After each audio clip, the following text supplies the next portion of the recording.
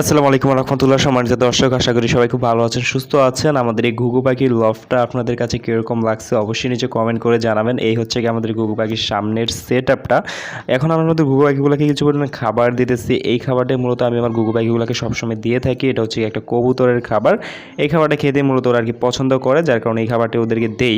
But এই ঘুঘু পাখিগুলোর ভিতরে কিন্তু আমি একটা এক্সপেরিমেন্ট করেছি। সেটা হচ্ছে যে কিছুদিন আগে আমাদের এই ঘুঘু পাখিগুলো 2টা ডিম দিছিল। 2টা ডিম দেওয়ার পরবর্তীতে একটা ডিম ওরা নিজেরাই ভেঙে ফেলে, যার কারণে ভাবলাম যে এই ঘুঘু পাখির ডিমগুলোর নিচে, যেহেতু একটা ডিম আছে, একটা ডিমের নিচে আমি আরও 3টা কোয়েল পাখির বীজ ডিম দিয়ে দেখি যে ওরা ফুটাতে পারে কি না।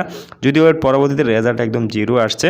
এই ভিডিওটা কিছুদিন আগের, এই কারণে আপনাদেরকে বলতেছি। এখন পর্যন্ত আর কি ঘুঘু পাখির নিচে কোয়েল পাখির ডিম 3টা ছিল। তো আজকে আমি চেক করতেছিলাম যে ঘুঘু পাখির ডিমগুলো, অর্থাৎ কোয়েল পাখির ডিমগুলো ঘুঘু পাখির নিচে জমছে কি না।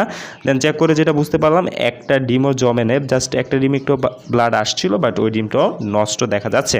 এখানে যে ঘুঘু পাখিটা দেখতেছেন, এখানে ওরা আর কি 2টা ডিমই দিছিল, একটা ডিম ফাটিয়ে ফেলছে, যার কারণে আমি 3টা ডিম নিচে দিছিলাম। এই হচ্ছে কি তাদের আর কি বাসস্থান। এখানে ওরা খুব সুন্দরভাবে ঘোরাফেরা করে এবং ছাড়া থাকে। এখানে যে নেটগুলো দেখছেন, এগুলো দিয়ে যত ফুটা আছে সব ফুটাগুলো আমি আটকে দিয়েছি। ইনশাল্লাহ খুব দ্রুত এই ঘুঘু পাখির লফটার ভিতরে আমি আরও কিছু ঘুঘু পাখি এনে ছাড়বো। দেখতে পাচ্ছেন ঘুঘু পাখিগুলো ডিম নিয়ে বসে আছে, বাট এই ডিমগুলো কিন্তু নষ্ট হয়ে গেছে। তো আমাদের এই ঘুঘু পাখির ছোট্ট কলোনিটা আপনাদের কাছে কেমন লাগছে ওইটা অবশ্যই নিচে কমেন্ট করে জানাবেন, এবং আমাদের এই সাদা হোয়াইট ঘুঘু পাখিগুলো আপনাদের কাছে কেমন লাগছে সেটা একটু অবশ্যই কমেন্ট করে জানাবেন। দেখাবো পরবর্তী নতুন ভিডিওতে। আজকে